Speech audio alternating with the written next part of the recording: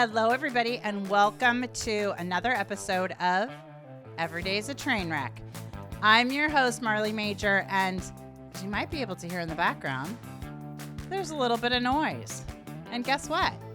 There's not much I can do about that. Why? Because we have an interview with Joe Cornet, who is live at the Cowboy and Western Heritage Museum, the National Cowboy and Western Heritage Museum, because he is there for their annual, annual awards banquet, I guess. Who knew that the Cowboy Hall of Fame had an annual awards banquet? We're here in Oklahoma City, in Oklahoma. Yeah. It's the annual Cowboy Hall of Fame Awards, and it's one of the recipients tonight is Ed Harris, getting a special honorary award. He's actually a couple of rooms over. In fact, he took my space today. I was supposed to get his space, but but that's okay because we're getting a bigger crowd. Well, you're getting a bigger, yeah, exactly. And was that Ed Harris who we heard like in the background when I first started? I love how there's no noise right now that I'm done with my intro. Well, we got folks walking through the museum, and that'll probably dissipate because I think Ed is out front doing his Q&A, so that'll dissipate a little bit. But anyway, we're in what's called the Louie Ortega Room. Louie Ortega was a very famous rope maker, bridle maker, rainmaker, and you could see some of his handiwork. He lived from the late 1800s till I think about 1970 or 80, and he made what were called Spanish style braids and bridles and ropes and bits. And over here we've got riatas, which are a special type of woven Spanish style rope. There in the far end, they used to treat those with tallow to keep them supple, much like you put beef tallow on your face now. Yes, yes. Wow, we're trending. And then you've got quirts here, which were a device that had made a popping sound, so you get your horse to react a little bit. Some California-style Spanish reins, which have the braids and the weaves in them. And over here, which I use sometimes on my own horse, Lady, who you know about. Yeah. That's called a hackamore bridle. And it's without a bit, and it's kind of fun to ride with. And these are all traditional Spanish-style stuff. And anyway, this room is sort of a half circle. Yeah. And it's buried deep in the museum. And we're here coming to you live today to talk about some stuff. Well, we're going to talk about some very cool stuff. And I love that it's like the half circle. It's kind of like, do you think it's intentionally a horseshoe shape? You could say that. Okay, right? I mean, I'm a quick girl here with my beef tallow for the face, and I want to know if you melt that down off those reins or whatever, maybe like the late 1800 beef tallow might be. Yeah, you could probably pour it in your beef stew as well. Right. You know? Oh my gosh! Sure. Okay, so you guys, if you're listening to us on like Apple or Spotify or wherever you listen to your podcasts, you must go to our YouTube channel at The Prophet Goddess, and because you do not want to miss Joe Cornet with the whole backdrop, and you can see the bridles, and you can see him with the hat and him with the beard. I want to know, where's the bodyguard? We saw the bodyguard a second ago. Can he come back for just Toby 1 second? Donica is right behind me here. Toby. He sets up everything for me, and this guy's been following me around for a long time. I want to know who in the hell he is, you know? We got Toby the bodyguard, and you're claiming he's sort of like, you're acting like he kind of helps you, but he started following me around Texas about a year and a half ago, and he hasn't stopped. Okay, but he's a good guy, and he likes to hang out and have an occasional whiskey and a steak. So, well, is somebody else following you? Somebody else following you? That there's more to this story? Does Ed Harris have a hit out on Joe Cornet? Is that? Well, I'm not in direct competition with him necessarily. So, well, how do you know? I mean, I don't understand. Like, not everybody has a bodyguard, Joe, at the Cowboy Hall of Fame. I mean, heads up. Toby is actually a highly proficient cinematographer, and that's what his real purpose is with me. Is he's my main guy behind the camera. Okay.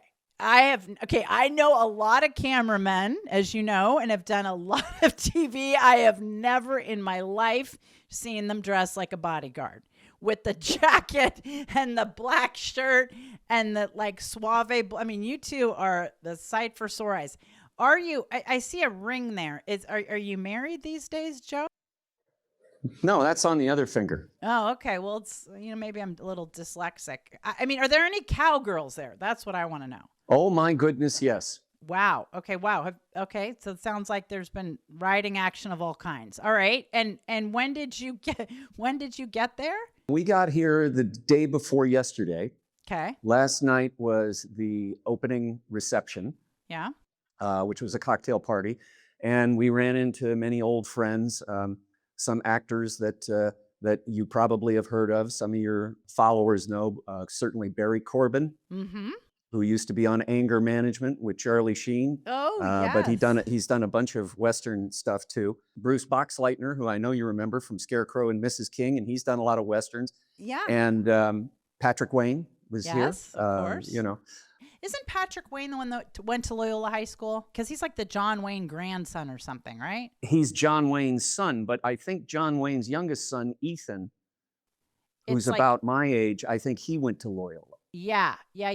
Because they're, I mean, I definitely know, I can even see the face. That's so weird. Like, talk about deja vu, because that was a long time ago. And I love how, like, Coachella is happening right now, but you're in, like, we're in real Cowboyville here. You're in real Cowboyville. And yeah, what is tonight the big situation? Tonight is the big banquet and awards show in the big ballroom over here. And are you up for anything? Not here. I'm up for a lot of things, but most of them aren't good. Okay. But here I'm just attending with great friends, and I'm also attending with one of my most favorite people in the world, Cindy Mitchum, who is the daughter of the great actor John Mitchum, who was the younger brother of Robert Mitchum. Now, Robert Mitchum was Cindy's uncle. And, when I was a little kid, I used to watch movies like El Dorado and Cape Fear, the original Cape Fear. And I used to watch Five Card Stud with Dean Martin and Robert Mitchum. And I used to watch Robert Mitchum on TV in The Winds of War. Never in my wildest dreams did I ever think that I would be a part of the Mitchum family. And here I am, because one of the reasons we're out here is my book publisher, Henry Gray Publishing, that published my first book that we talked about. Well, give us a title. Let's plug it. Give us a title. A Prayer for the Damned and Other Tales of the West. Yeah, okay. And I got Henry Gray to republish John Mitchum's memoirs, which, get this for a title. And we'll drop in some cards and show you the visuals. Yeah. John Mitchum published this book in 1989, and it is called Them Ornery Mitchum Boys. Yeah. And it is the most amazing, fun, laughter-filled tale of the two boys, Bob and John, brother Bob and brother John, growing up together, riding the rails during the Depression, getting chased by revenue agents in the Deep South, meeting up with hobos in hobo camps. There's a chain gang in it. It's their adventures leading up to them going to California and accidentally stumbling into Hollywood stardom. And then it takes you through that. And I can't even begin to relate the number of true-to-life characters, real people, are in this book that came in and out of the Mitchum family lives. And I'm talking political figures, actors, directors. Okay, we need to pause for a hot minute, because ADHD girl here needs a moment. Where were they riding the rails and doing the chain gangs before they came to California? They came from back east, and they sort of set out like Connecticut bad boys, or what? I mean, what? Yeah, like, they sort of. I don't know that they really had an MO, but they just kind of got on the rails and just sort of like just teenage boys. Yeah, and their adventures continued throughout the 30s, the late 30s, and it was around 1940, 41. Yeah. I think Robert was working in a Lockheed factory, as I recall. Okay, wait a minute, pause. How do you go from, you got the brother, you have a chain gang, and now you're working for Lockheed? I mean, because you started out, it makes it sound like they've got, they're dumb as a box of rocks. So you don't go from that to Lockheed. So could you fill us in Well, a he little wasn't bit? an engineer. He was just working in the factory. And John was working on board a merchant vessel. He was on a ship. Do these boys like transportation? I mean, they're on trains. They're on ships, and now they're Lockheed. They're flying around. What? There's some kind of. And really, Marley, the story, the crux of the story, Yeah. is the love between these two brothers. Yeah. And their family. Yeah. And all these incredible adventures. And what it distills down into is the American dream incarnate. Because they didn't set out to be famous people. That wasn't what they were looking for. Okay. Basically, the way each of them got discovered was somebody walked up to them on a street and said, did you ever think about acting? And they would say, how much does it pay? And then they went from little bit parts. And of course, Robert was the leading man. Yeah. And but the interesting part that John, younger brother John, did, what was it, Toby? 600 or 800 television episodes. Are you kidding me? This is true. And like 100, and I'll recheck on these figures, but I'm just throwing it out there. But I think 800 TV episodes from the 50s to the 60s to the 70s and 80s. And he did like 150 films. So he outdid his older brother, Robert. Like when you and I were talking about this before, I was like, okay, who's John? Like, I mean, as you said, he actually did more stuff than the brother. Why? So why John was on a very popular early 60s TV show called Riverboat. Okay. Again, with the transportation. I mean, like planes, trains, and automobiles with these people. And John played a fancy guitar in every episode. Okay. And he had really a little monkey with him. Did he really play the guitar? He did, and he composed songs and poetry. We'll get into that in a minute. John was on this show, and it starred Darren McGavin, and it also starred this young man named Burt Reynolds. Yeah. Who got his start, and it went from there. John, anybody who's seen the first 3 Dirty Harry movies, Dirty Harry, Magnum Force, and The Enforcer, knows who John Mitchum is. Yeah. Because John played Clint Eastwood's detective partner in those 3 movies. But wait a second. Poor John again for a minute. So he's the sidekick to freaking Clint Eastwood, who, I mean, smokehouse right there. And then the brother, and then by the way, Burt Reynolds, fun fact, our favorite Smitty's Grill in Pasadena. Did you know that there's a nude photo of Burt Reynolds in the ladies' room? Don't ask me how I know that, but I do know that. Oh, wow. I don't want to know. Yeah, now I don't want to know. Okay, that caused a lot of ruckus, by the way. There was a lot of people who were like, why is there a nude Burt? Well, I mean, well, you know what? It's better than... Anyway, we digress. Okay, so John, poor John is the sidekick, and everybody knows about the brother, but he's cool with that because you said this love of the brothers and love of the family, right? So it wasn't like it created some rift. No, not whatsoever. And John was very proud of his legacy. These guys never made a big deal out of it. Yeah. They thought they were just, to them, they were working actors. Yeah. And they worked a lot.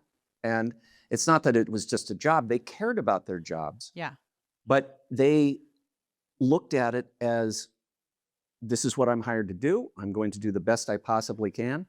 One guy was a leading man. The other guy did all these hundreds and hundreds and hundreds of shows and films.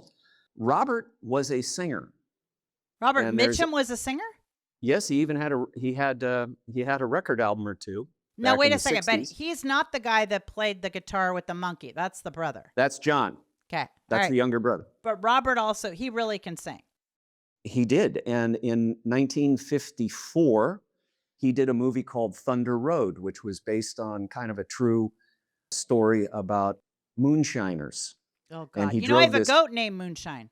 Okay. Yes, I know that. Okay, good. Keep going. And he drove a fast, hot car, so he was able to outrun the agents. And he sang the main title song, which he composed, Robert Mitchum, for that movie. Really? Now, I wonder if he still gets royalties on that. That's where my business brain goes, but that's okay. They do. They do, for real? No way. Talk about double dipping, man. Compose a song, play the ukulele with the monkey. Well, And that's then John, and I'm it was just a joking. guitar. I'm joking. I'm tracking with you. Okay. I mean, I can be a dingbat. I'm not that stupid, but thank you for that. Where is Toby, by the way, right now? Is Toby getting you coffee, or what does Toby do while No, you? he's over here. You just He'll wax check in with you. poetic, and well, I want to check in with Toby. Toby, do you freaking like how Joe is telling me how this is going to go? Do you love this? By the way, it was my idea for freaking Joe to do this live at the Cowboy situation. Now all of a sudden, Big Boy there is telling me how he got bumped by Ed Harris. Like, I give two hoots. I mean, come on. All right, well, Toby, don't go very far because, as I say, you're an essential part of this. As I've decided. Okay, so are any of the Mitchum people there with you? The Mitchum family. I know you're part of the Mitchum family, but the blood part, unless you had a 23andMe that says you're a. Cindy Mitchum, who is John Mitchum's daughter, is with me. Okay. But she is with you just because you guys are now friends, because you're working on a project. Like, what is she? You're not dating her, I'm assuming. No, she's married. Okay. Her husband would object to that. And since when has that ever stopped? I'm sorry, I didn't mean that. Right, Toby? Okay. Well, this guy, he's going to know all my secrets now. Well, listen, I mean, I don't know why you didn't give him my cell phone number before. I mean, he should know who he's hanging out with. Toby, you got no idea, pal. Why don't you come to the wild badlands of Pasadena and we'll introduce you to one Nils Gravelius, and then we'll tell you how Joe Cornet really rides his horses. Okay. So you're, all right. So she's married. Is the husband there? Steve is here. Yes.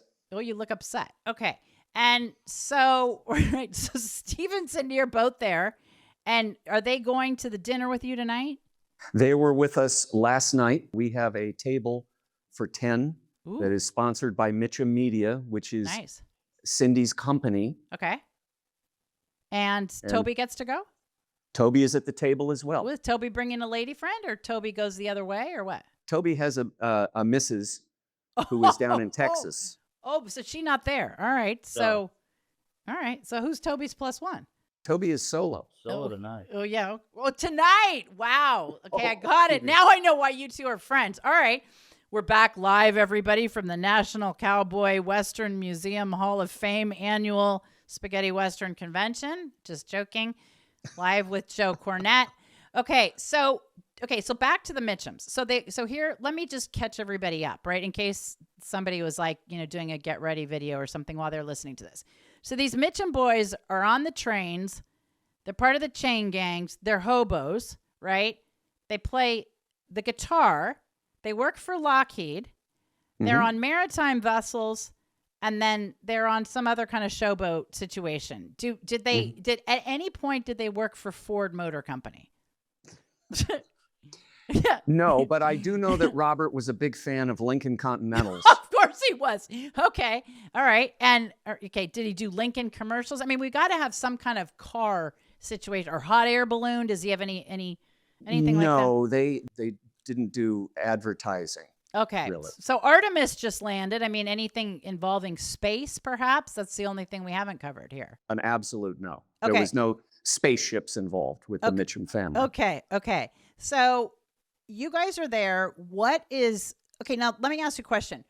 For the attendees, because you're in Oklahoma City. I mean, Oklahoma, I think is super cool. So what is the target audience doing there? Like they're there to see all you guys who are in town for the award show. Are they just like, are there activities during the day? Like, tell us give us a feel for what it's like there right now.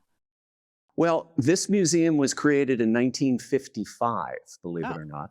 Okay. They have had this event ever since its grand opening. And it used to be, when all of these folks were alive and kicking, they would be here. John Wayne would be here. Robert Mitchum would be here. Robert Mitchum is right down the hallway here in the Hall of Fame. He was inducted into the Hall of Fame. It's not him. It's not the Wax Museum. It's the No. It's just they have a gallery of Jimmy Stewart is in it.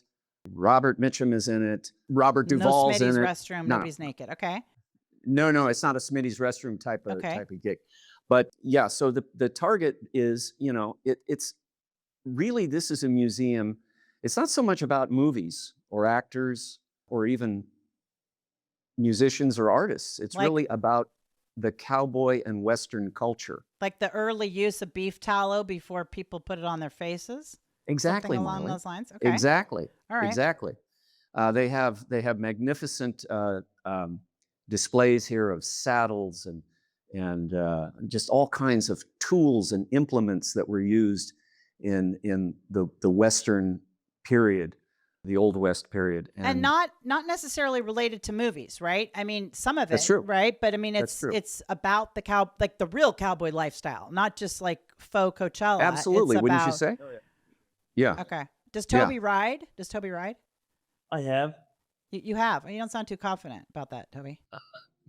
You're not getting on a horse tonight with Joe riding off into the sunset or anything? No, not tonight. Well, he No. used to do much more dangerous stuff in the U.S. military, but that's another story. Oh, wow. Okay. Does Nils know that? I think he does a little bit. Yeah. Okay. Okay. All Yeah. right. Okay. So you guys, so people are there. They're going to see the museum. Like, and are the all these cowboy celebrities and stuff who are there now? I mean, Patrick Wayne, are they accessible? Like, are they cool? Like, if people go up and want to Completely. take photos with them, Absolutely. they can. Okay. And then you guys, cowboys are going to drink, right? You're going to have some moonshine tonight. If I were planning that party, you'd have a lot of moonshine, I'll tell you. You'd have Well, there might have been some consumption last night even. and do you feel you might have been roofied? Was anybody roofied at all? I'm as fresh as a daisy today. Okay, today. I Got it. can't speak for everybody. All right. So then what are you guys going to do the rest of the afternoon? You going to hang out with Cindy or try to convince her to leave her husband, or what's going to happen there? What we're going to do after our wonderful interview with you, Yeah. we have a meeting with a gentleman who used to run Republic Pictures, which was a long time Yeah. motion picture house from the early 40s, actually late 30s. Yeah. And then it sort of morphed into, what would you call it, a home video market in the 80s and the 90s. And there's a gentleman that came here to see us specifically. Ooh. And he ran Republic Pictures for many years, and he's now retired. He also used to run the Lone Pine Film Museum in Lone Pine, California, Yeah. which I am also affiliated with. Oh, do tell. And Is there well, a pine I know tree named after you? Or is I it- don't have anything up there named after me yet, but I'm trying to get a production together to actually film in the famous Alabama Hills up in Lone Pine, California. Really? And the last director to do that, I believe, was Tarantino with Django Unchained. So I'd like to be the first. way. I'd like to be the first to return How? to those Okay. Alabama Hills. And why has nobody done it since Django Unchained? You know, a lot of Western productions are just filmed elsewhere now. There's a lot of them that are filmed in Arizona, Yeah. a lot of them, Yeah. some in New Mexico, and there's a lot that is being done in Texas. Yeah. And as a matter of fact, through my connections with this gentleman, I've been invited to be involved with what's called the Movie Institute of Texas, Oh. which is a program that is sort of a subsidiary of the Texas Film Commission, Okay. and they enlist students, Yeah. teenagers, high school students, and college-age students, and they teach them camera work, editing, Very cool. sound mixing. They teach them green screens, and they have a fabulous facility currently in Dallas, and they're going to be going into a new facility very soon. And I was lucky enough to sort of be asked to be a part of that transition. So that's kind of Joking fun. aside, that is, well, I mean, now that all of California is moving to Texas, so they better start figuring out how to make movies there. Right, right. Now, why do they call it the Alabama Hills in Lone Pine? I can't give you an answer for that Okay, because it's again, always been I the mean- Alabama Hills in California. And you never wanted to know, like, that's kind of random. Like, You know me, Alabama- I never ask the penetrating questions. Okay, well, there you go. Well, I'm just, yeah, it's like, why is Alabama Barker named Alabama Barker? I don't Yep. know. There's been, you know. I it's rest like- my case. Okay, there we go. So, how do you get permission to film in the Alabama Hills? It's actually very simple. It's not unlike anywhere else.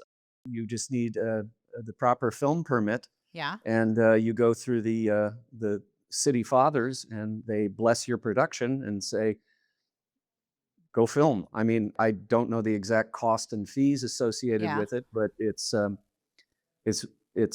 very fair.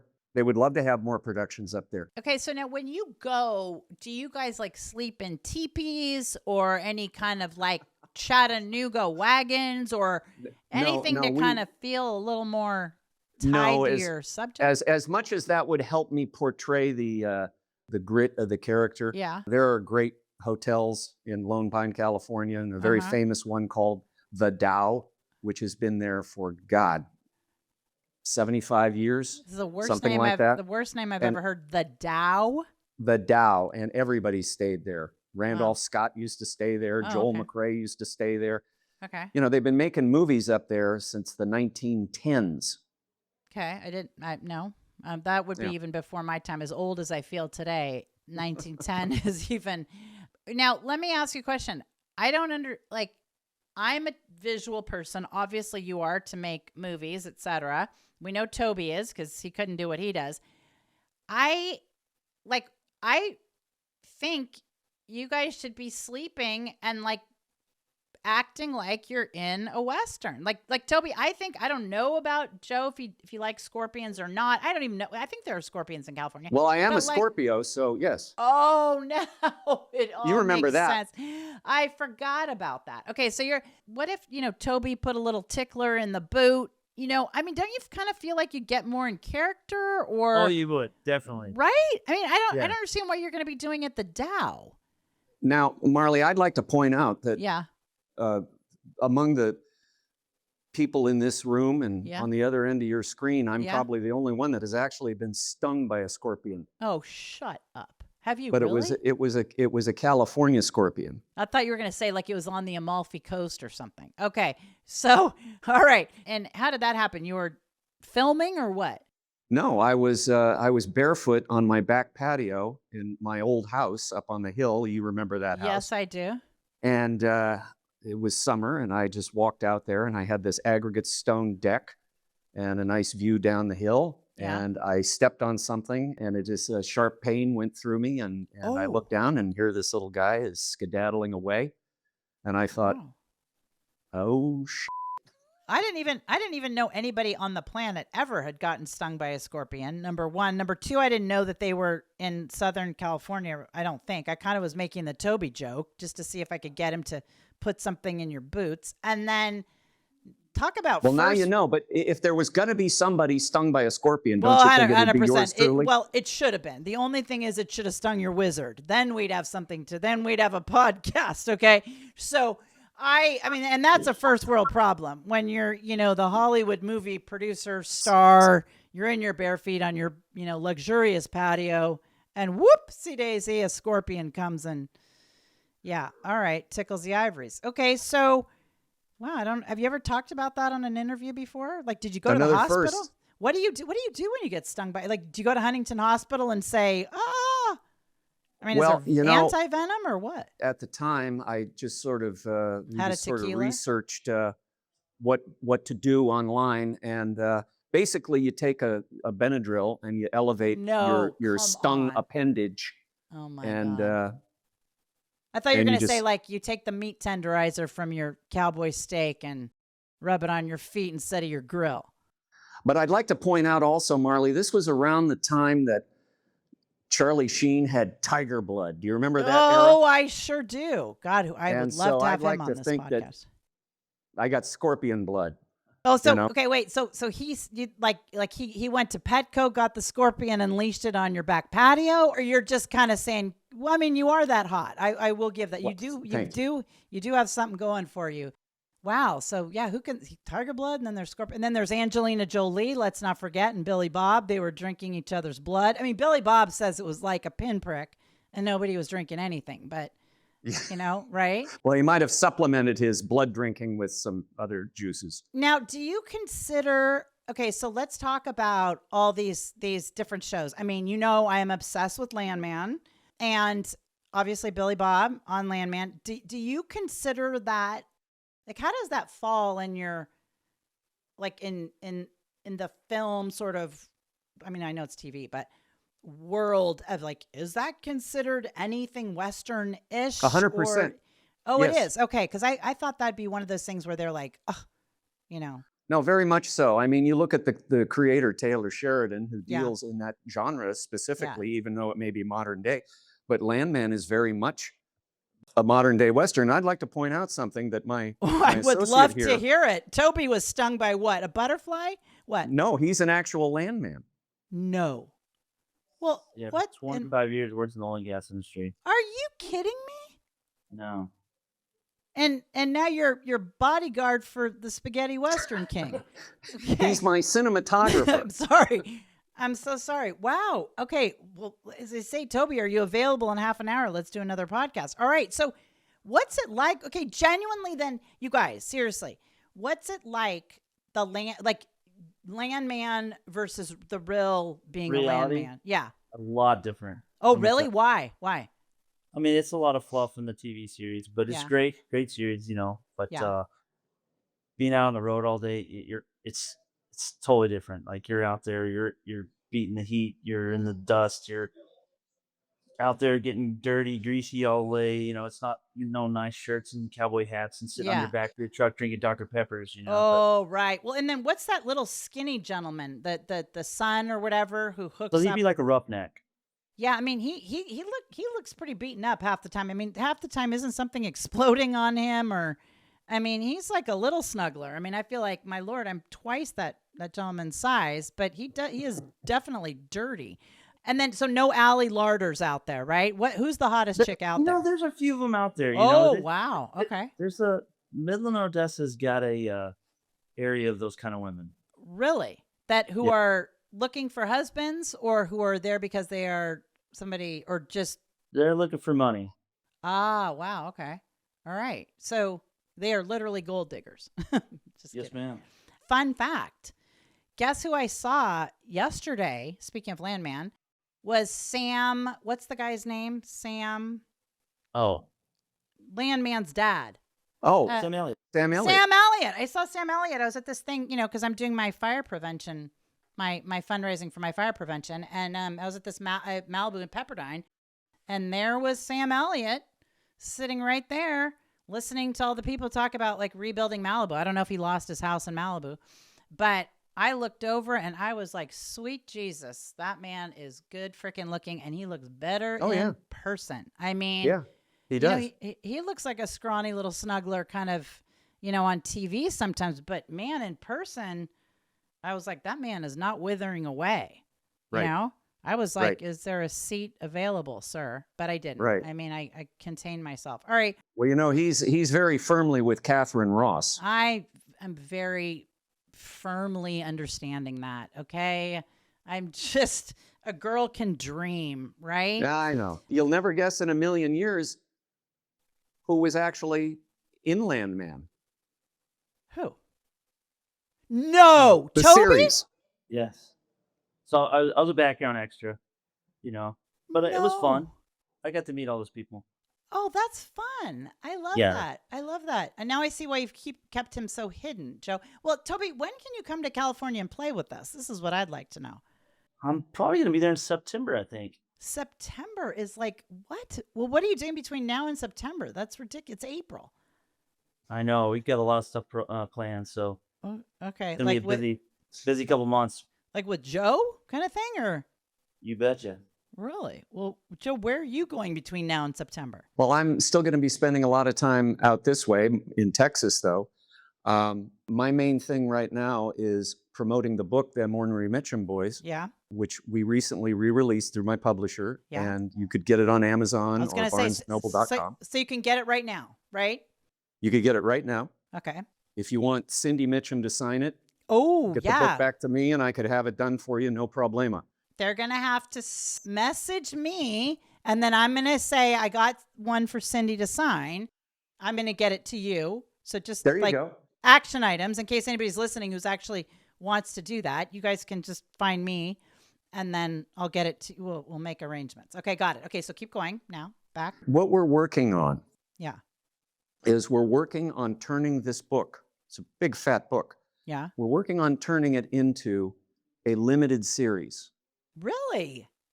And the reason we want to do a limited series, Yeah. if we did a straight 2-hour movie, Yeah. it would probably only be about Robert Mitchum. And it would Yeah. only be about the things that you know about.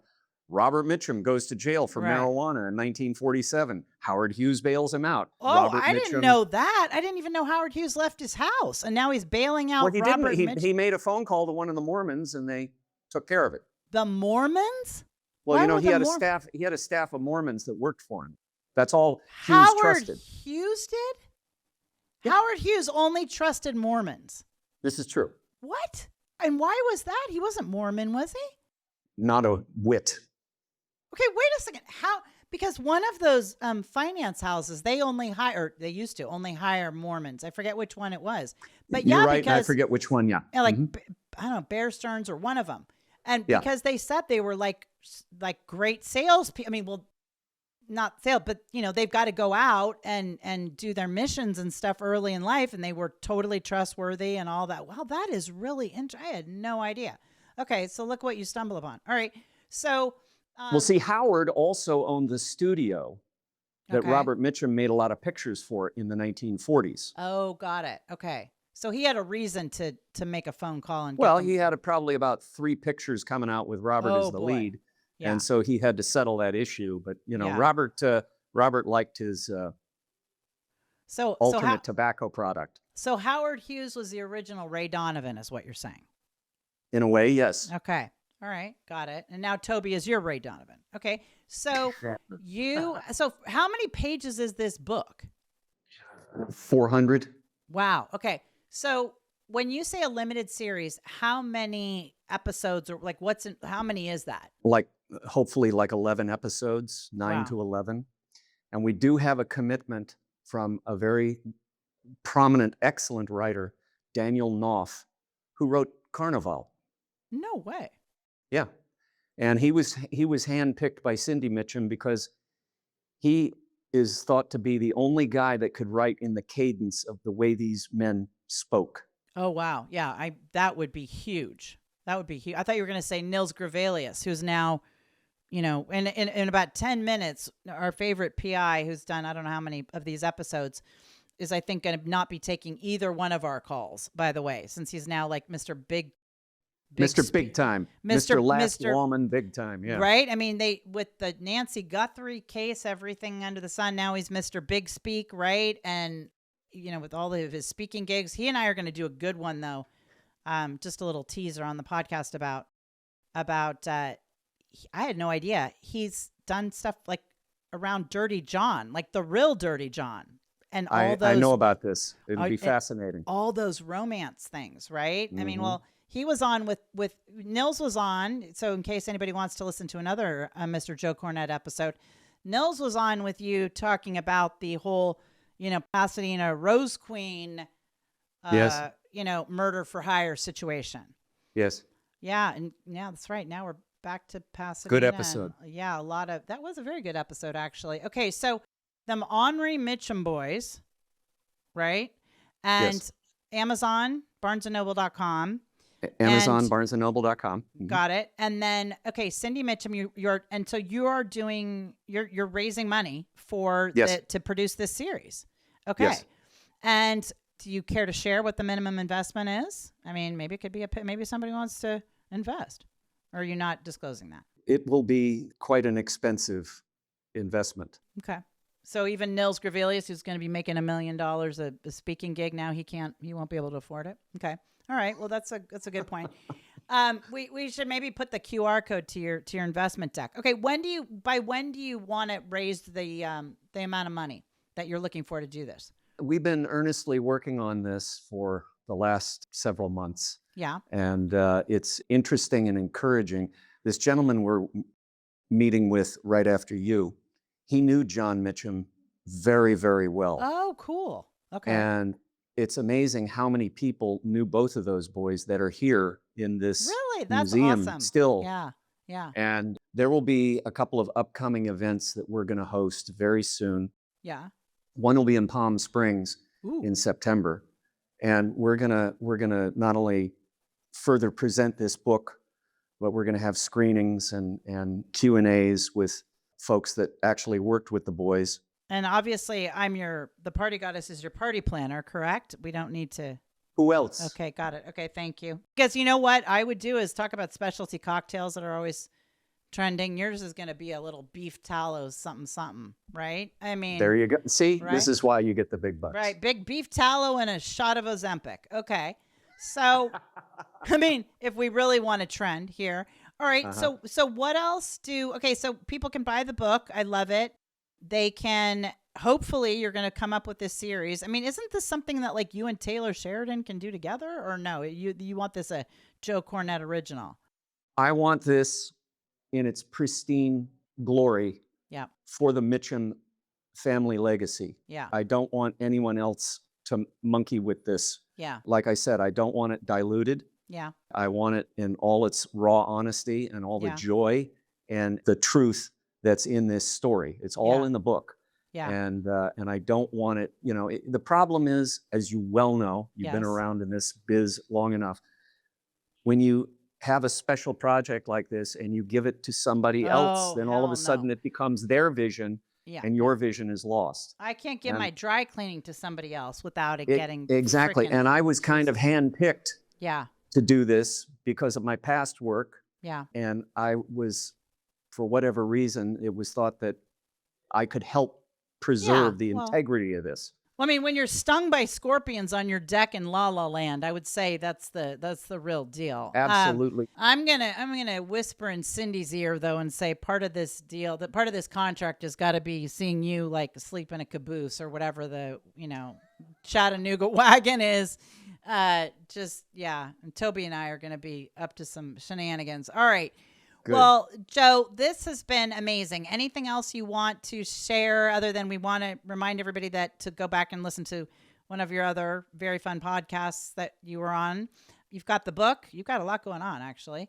And I mean, now that I think about it, and you'll be back to Pasadena to play with me when? Weather permitting. Apparently, there's going to be some inclement weather tomorrow in Oklahoma City and Austin, which I fly through.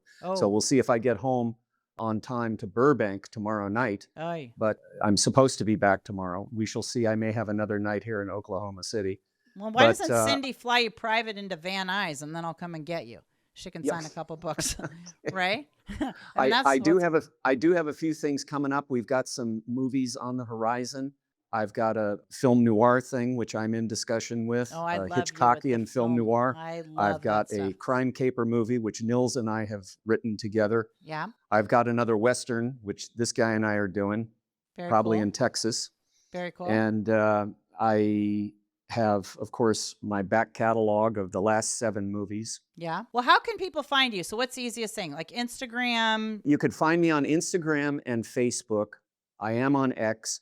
I can't keep up with all of these things all the time. I try to do the best I can. But if you just Google my name, you'll find me. I'm an easy person to find. Yeah. Most of my movies, if they're not on Amazon Prime, which a great many of them are, I think still. Yeah. They're on Amazon Prime. They're on Tubi or Vudu. Yeah.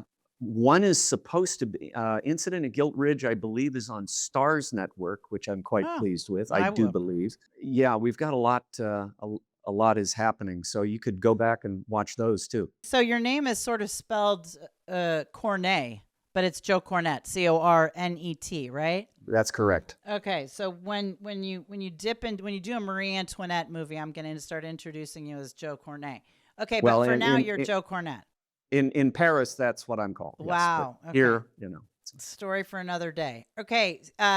So it is at Joe Cornet on Instagram, or what's your handle?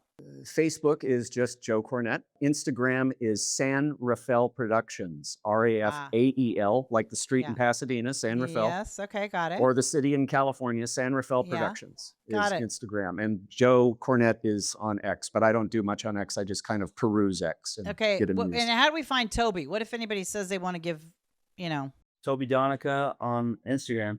How do you spell Donica? Donica. Toby Donica. Okay, so you two are live from the Cowboy and Heritage Hall of Fame with your beef tallow whips from the 1800s. You're going to do this whole new thing. When you said that you were going to do like a limited series, see, I just watched Chloe and Lamar last night.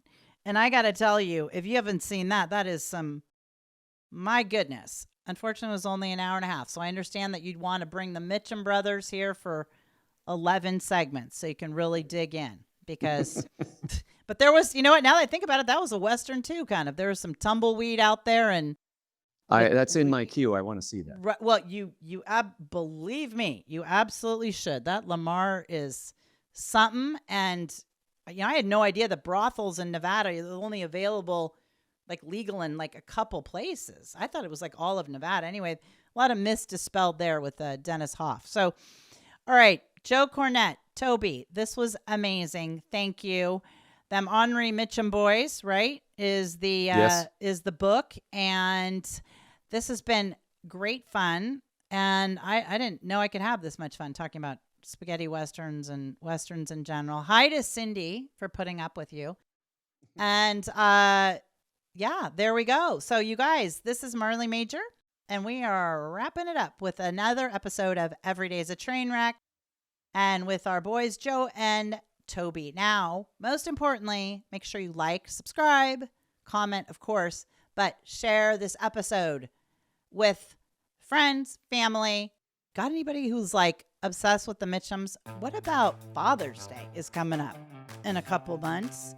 Not sure when you're going to listen to this, but that's an amazing gift because that's pretty cool because a lot of people are really like, you say Mitchum and that's a pretty cool deal. So, all right, you guys, thank you for your time. Marley, thank you so much. I appreciate everything you've done for me. No worries. Well, we had a great time. All right, so you guys, we will see you next week on Every Day's a Train Wreck. If you want to find me, you can go to @thepartygoddess on Instagram and, of course, on our YouTube channel, The Prophet Goddess. All right, guys. Thanks. Have a good one. Have fun tonight. Not too much moonshine, okay? Oh, yeah. Yeah. Oh, yeah.